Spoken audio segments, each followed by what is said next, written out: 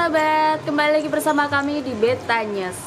Pada kali ini, lagi-lagi kita sedang jalan-jalan di daerah Desa Langgenharjo, Kecamatan Juwana, Kabupaten Pati. Kenapa kami senang sekali berjalan-jalan di sini sih? Ya, salah satunya kemarin kita sempat melihat proses pengolahan terasi. Nah, sekarang ini ada salah satu tempat produksi batik. Waduh, ini pasti penasaran kan? Sahabat-sahabat semua, di belakang kita ini kita lihat sudah berada di depan rumahnya produksi batik yang memiliki merek Yuliati Warno Batik. Penasaran seperti apa? Kita langsung aja masuk dulu yuk.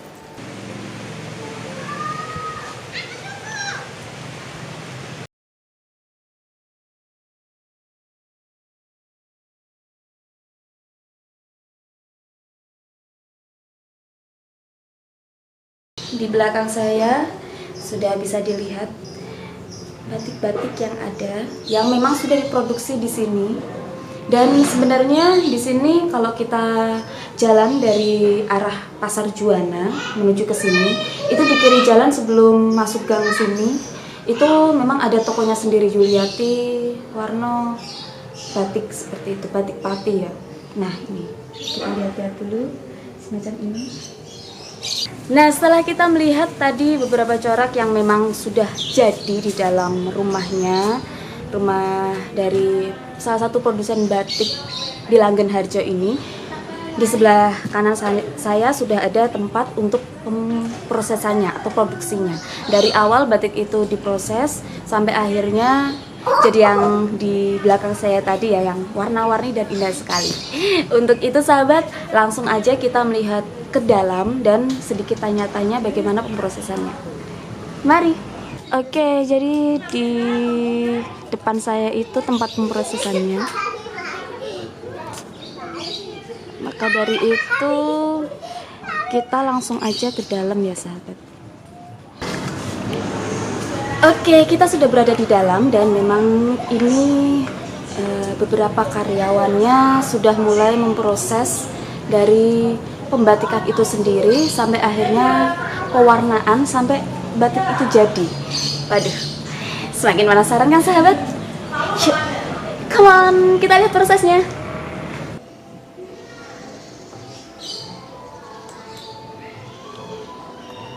Oke, kita lihat contoh-contohnya sahabat. Ya, itu keren. Online juga, terus desain motif juga bisa pakai IT kita. Ini kita lihat, ini salah satu proses desain polanya, desain batiknya yang pakai IT ya Pak ya.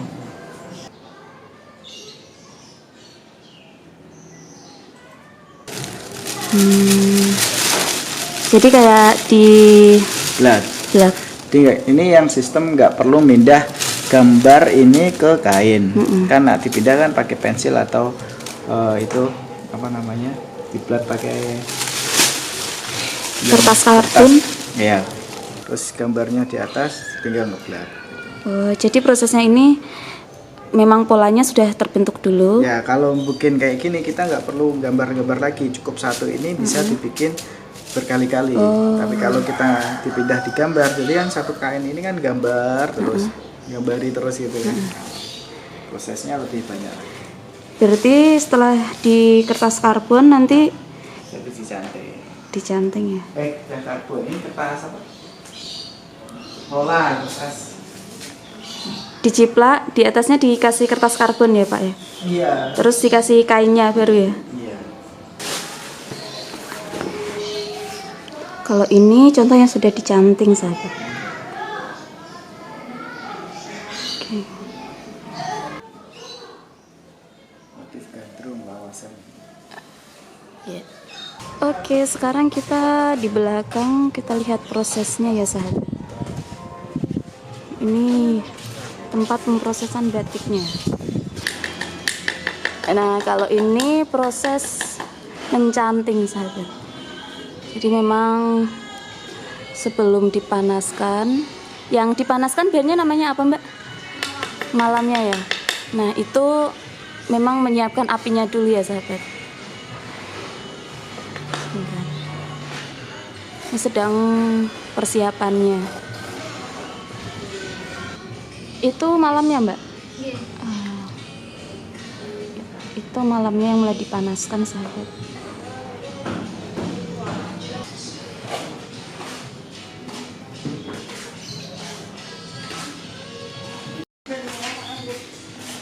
Jadi ini setelah malamnya dipanaskan di atas kompor ini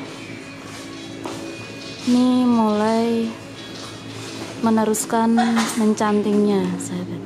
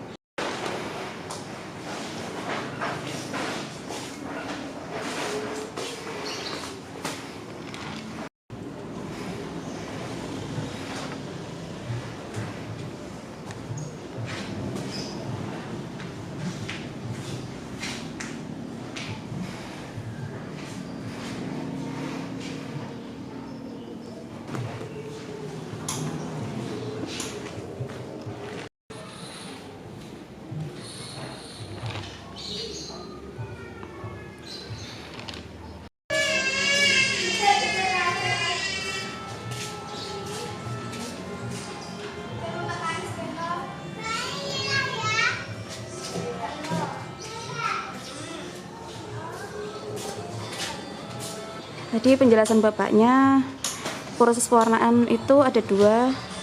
Yang satu yang di sini colet, yang satunya lagi apa, Pak? Celup. Celup Di samping. di samping.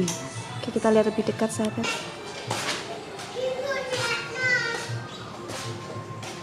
Ini pakai pewarna apa, Mbak? Primasol. Primasol.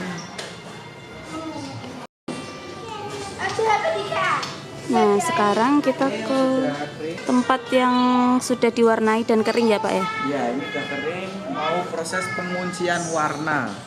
Biar warna ini nempel di kain, perlu Ini nanti difiksasi supaya warnanya nempel tidak luntur. dan tidak luntur. Nyebutnya sih banyaknya feeder, ada yang nyebut apa namanya? Gadget. Oke. Fiksasinya pakai alat ini ya, Pak ya?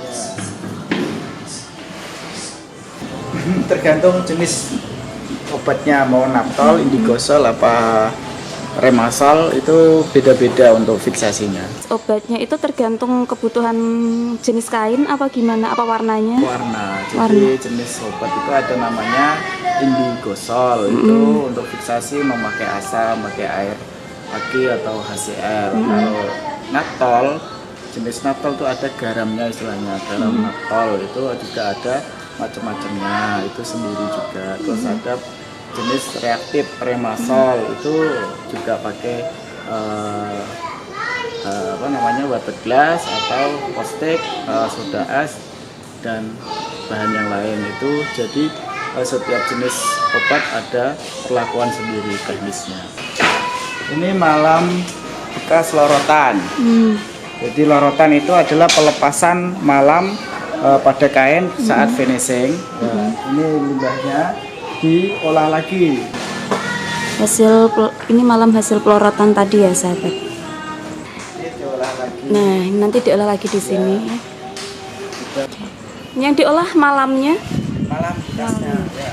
Bahan malam yang telah dipakai kita manfaatkan lagi dengan cara diolah. Kita rebus, hilangkan airnya. Setelah itu biar karakteristik malam itu menjadi mau yang lengket atau yang mudah pecah, jadi tinggal kita menambah bumbunya, baik ada gondorukem, ganar, terus parafin, sama lemaknya, mau komposisi berapa tinggal sesuai kebutuhan. Ini proses pelorotan, sahabat.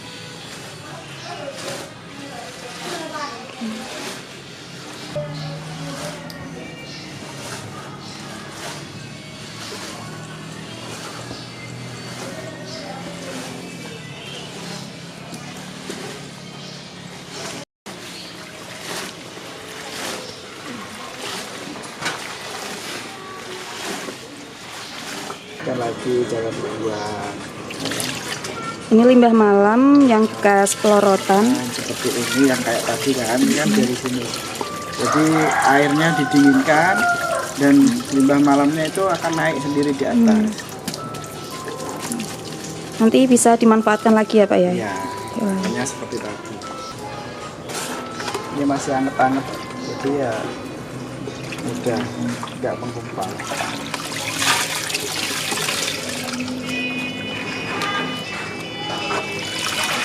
Jadi ini ada bak-bak untuk penyaringannya dan limbah-limbah tadi dari 1, 2, 3 yang di sana ada penyaringan. Jadi kalau sudah limbahnya jernih dan aman untuk dibuang, nanti dibuang di sebelah sini, sahabat. Oke sahabat, setelah tadi kita melihat langsung beberapa proses atau langkah-langkah untuk membuat batik ini sendiri, kira-kira sedikit pertanyaan-pertanyaan yang muncul di kepala saya sahabat, dan semakin penasaran kenapa. Memang karena di sini dekat dengan sentra batik Bakaran, maka dari itu kita harus tanya-tanya langsung dengan owner atau pendirinya. Penasaran kan? Apalagi di sini dinamanya wisata Batik Pati. Waduh, ayo kita langsung aja masuk ke dalam lagi dan bertemu dengan pemiliknya. Ini kebetulan Pak Tamzis memang owner dan pendirinya Yulianti Warno Batik apa gimana Pak? Ya, untuk saya memang sekarang owner. Tapi awal dari pendirian usaha batik Yulianti Warno ini dimulai dari istri saya yang sejak di bangku kuliah sastra Inggris di Undip Semarang. Ya. Jadi langkah dia untuk membuat usaha ini dari belajar di Balai Batik Jogja dan pengrajin yang bisa diminta ilmunya untuk di bidang batik, akhirnya dikembangkanlah di daerah. Memang daerahnya sendiri ada sentra batik ya, yang dari turun temurun. Nah, kita kerjasama dengan istilahnya generasi muda yang dulu ibunya sudah membatik, kita ajak kerjasama dengan membuat produk batik. Akhirnya kita pasarkan di kota-kota besar, khususnya kota Semarang, dan kita kenalkan di kantor-kantor, di lembaga, dan ternyata dari situ ada banyak permintaan. Dan akhirnya kita kembangkan membuat industri batik tulis dengan merek Yulianti Warno, karena prospeknya ada di waktu itu. Nah, dan ternyata generasi muda yang dulu dari keturunan dari ibunya itu banyak di sekitar sini, di desa Langinharjo. Itu banyak yang sudah menikah sama orang-orang sini. Akhirnya kita temui dan mau untuk menggerakkan batik untuk istilahnya nguri-nguri budaya atau pelestarian budaya yang dulu pernah dia kerjakan bersama ibu atau simbahnya. Nah, yang itu kita sinergi dan usaha ini berjalan sampai sekarang. Dan setelah itu dengan dukungan yang sangat kuat, Yulianti Warno ini bersama saya, Tamzis, saya dukung ya kan untuk sebagai tim produksi dan istri sebagai marketingnya. Waktu itu memperluas pasar sampai luar negeri, dari lokal, luar kota, sampai luar Jawa, dan sampai ke Cina, ke Singapura, ke Malaysia, ke Vietnam untuk diminta praktek membatik juga. Terus untuk merek kita, merek Yulianti Warno sudah terpatenkan, dan juga batik kita juga ada patennya, batik mark, batik Indonesia. Itu dan benar-benar diuji lab, kita ada tulis sesuai apa yang dimaksud dengan batik ya, dan ada namanya batik mark, batik Indonesia.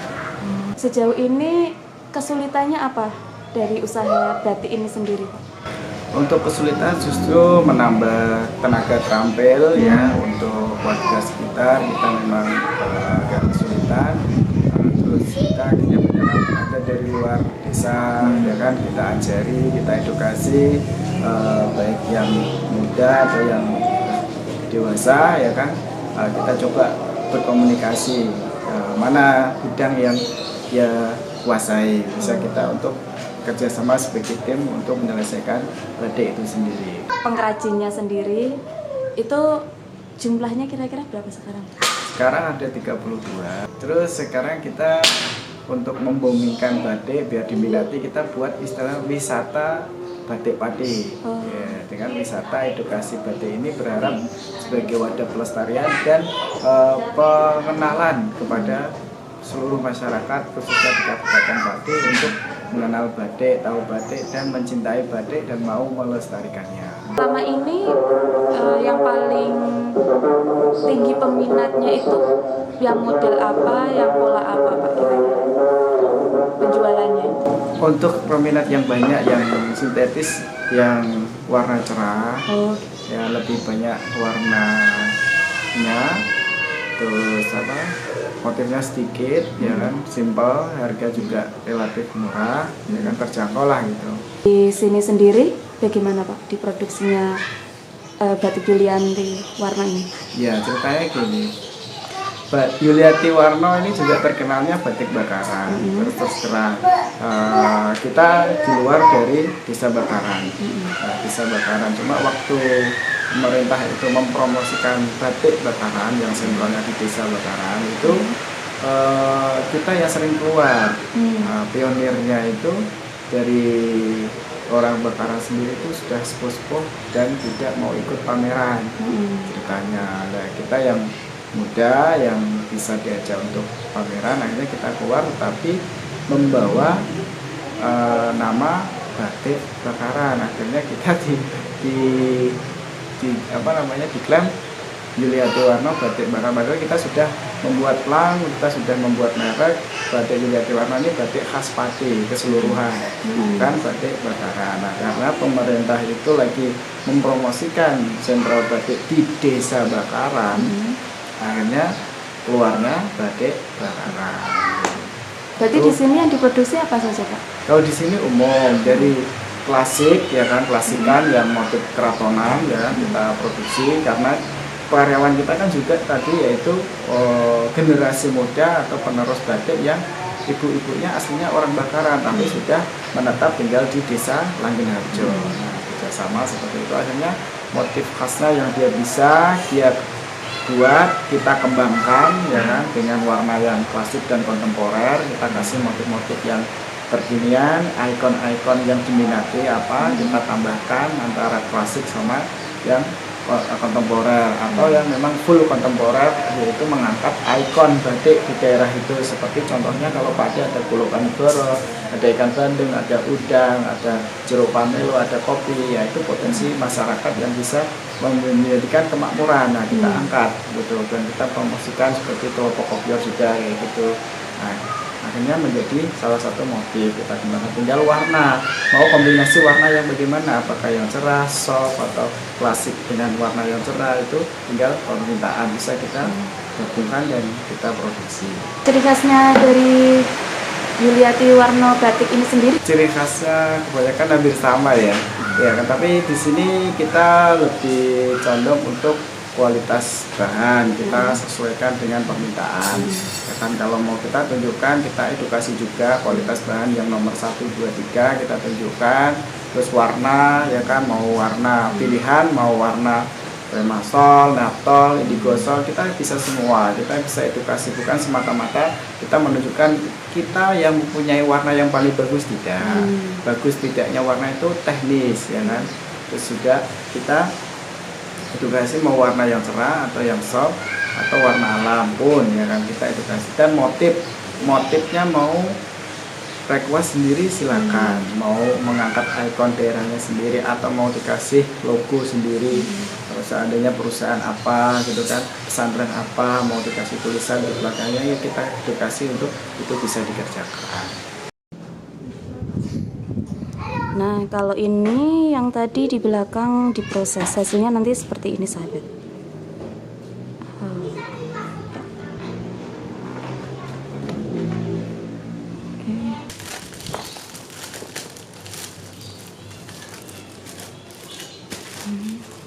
Contoh-contoh produk yang sudah jadi dan dikemas yang akan dikirim ke pelanggan.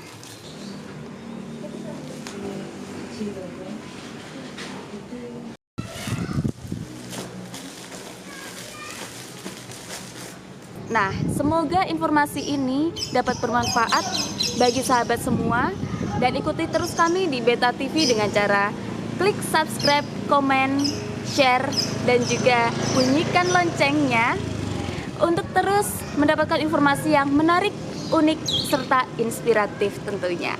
Sampai jumpa.